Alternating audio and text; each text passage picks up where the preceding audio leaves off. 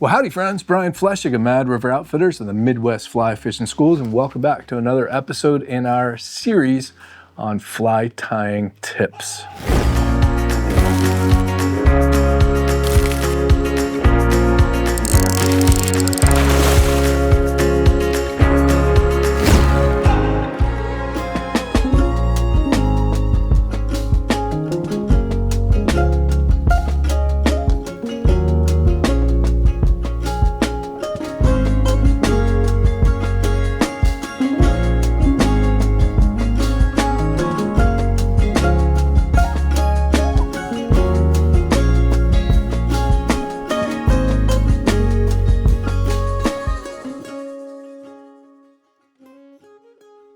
One of the great things, this one pattern has a whole bunch of tips in it. And so just with one pattern, I can show a lot. One of the first things that I like to do, it's a little strange, if you are putting bobbins into bags and storing them, rather than having to pull the thread through or use a threader, I just get these, you can get O-rings from Harbor Freight. They're super cheap, and just go like that. Push it back on there, throw it in the bag. You don't have to pull it through ever again. When it's ready to go, just pull it off, and you're tying. Wow. Another trick for you, I'm going to start just behind the hook eye, with all tying. And even when you're doing this, even when you're just getting your thread started, even tension, even strong pressure all the way around. We all have a tendency to lob over like that, but keep that pressure even all the way around, and your flies will just look better. It's a really simple way. Also, keep the distance between the tip of your bobbin and the fly, the hook shank, nice and short.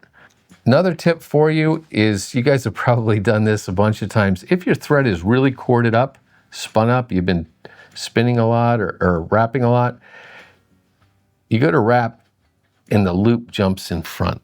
Mm-hmm. You know what I mean? You just keep on missing that. If you give your bobbin a counterclockwise spin, as if you're looking down on it, nice big counterclockwise spin, you can probably see it here, Brian. The loop jumps rearward and catches those very, very tips. So, big one coming up here, guys. This is one I use for many, many different things. I'm going to start with my thread all the way back here. I have 3 strands of peacock curl, but I'm going to wrap behind my tying thread like this. Got to be careful of that hook point. But what it's doing is, every time I take this wrap, I'm picking up on the weight of the bobbin. And so it holds those strands of peacock curl together. If you've ever made like a prince nymph or something like that, you tend to get one strand that wants to run up the shank before all the others and flip over, and you get the stem side up, and you don't get a nice fluffy body like I'm getting here. So wrap behind your tying thread. And one of the cool things too is, when you get to that final spot, right there where you want to tie your threads, right there. Take 3 wraps. So it's literally pushing the thread. Yeah. You're pushing the thread right up the hook. But that thread, because of the way the bobbin is keeping everything sandwiched together.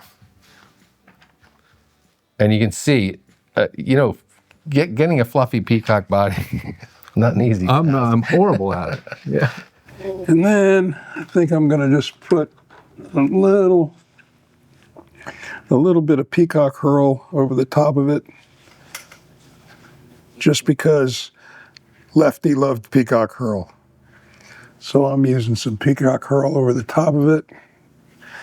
You can see that my measurements are not real precise. I was just going to say, you're not. No, I'm just winging it. You're not really bothering with measuring too much of anything. I'm just winging it.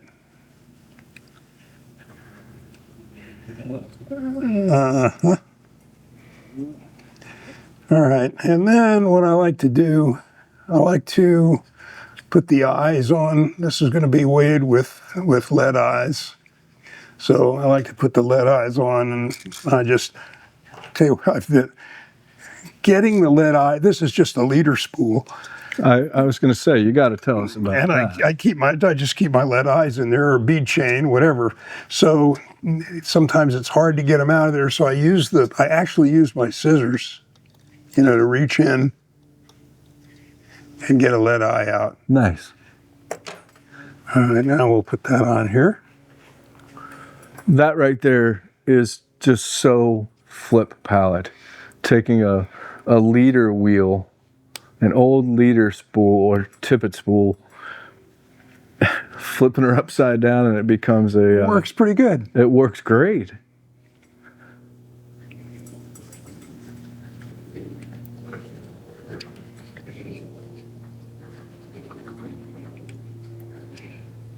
And you're going with red lead eyes, looks like about a size medium or so.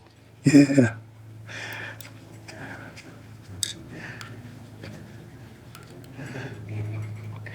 Okay, so now I got my eyes, I got my tail is all wrapped, so I'm gonna do a little bit of a body with some chenille.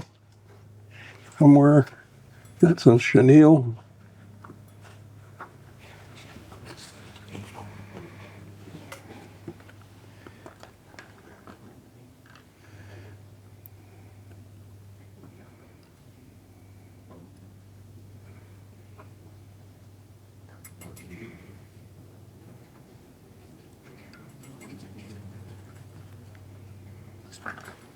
So you tied that in at the bend, basically, and then wrapped your thread forward. Yeah.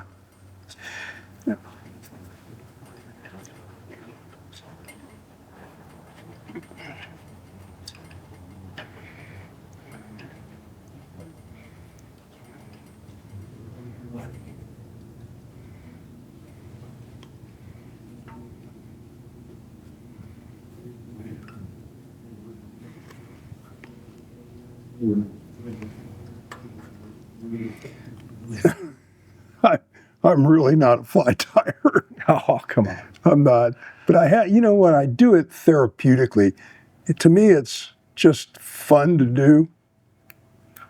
These are great scissors. Yeah.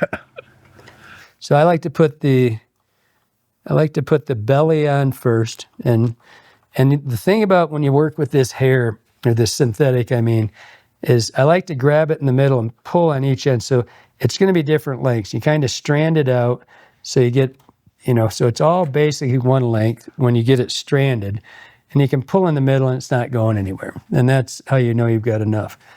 If a bunch of them are short and you pull on this side, it'll come off, it'll be off in your hand. Like up here, they're going to fall. So you just put it back in the middle. That'll become very obvious when you do it. So I'm going to take this stuff and we're going to fold it, and you're going to bend it across the thread. And this is the cool part. Yeah. You bend it into get a kind of a U in there, and you can bring it and set it wherever you want. You want to put it on the side, hallelujah. You want to put it right there, you just hold it nice and tight, and it's right here. And then it's going to then come back and give it two really tight ones. You don't really have to go crazy here. And this is Davey McFeel. When you use GSP thread, if you do that 2 turns with that wax, it'll lock in. If you're using GSP thread and you don't use wax, there's no stretch to it. So if you lighten up, it'll back off. So you got to be careful. So now I'm going to take the green. So go let's ahead. go back. You folded that over, and you just set it in place. You took a couple of turns. Yep. Done. And then you waxed. Well, it'd be better if you waxed it before that. Like right now. Okay. But it's easier. It's hard to slide this down, but all I need is just a little touch of wax right there. It's about 100 degrees in here, so it's coming off of it's just running around. So I'm going to fold it, and that close up, I'm sure will catch that U. See how that's making a U shape? Yeah. And you just bring it in right over top of it, right? And hold it in place. Get 1 turn, 2 turns, fold it out. And then this is where the wax comes in. You just reef on it like that. Okay, now we move forward to the next third. Make sure right now, before you go anywhere, that this is built up enough for your liking. Because you want it to fold back. Where's that commercial one? You want it to fold. This one's a little shorter than I like mine, right? I like that to fold back into the body. Just enough so it looks homogeneous, like it's a head. I don't like gaps in there.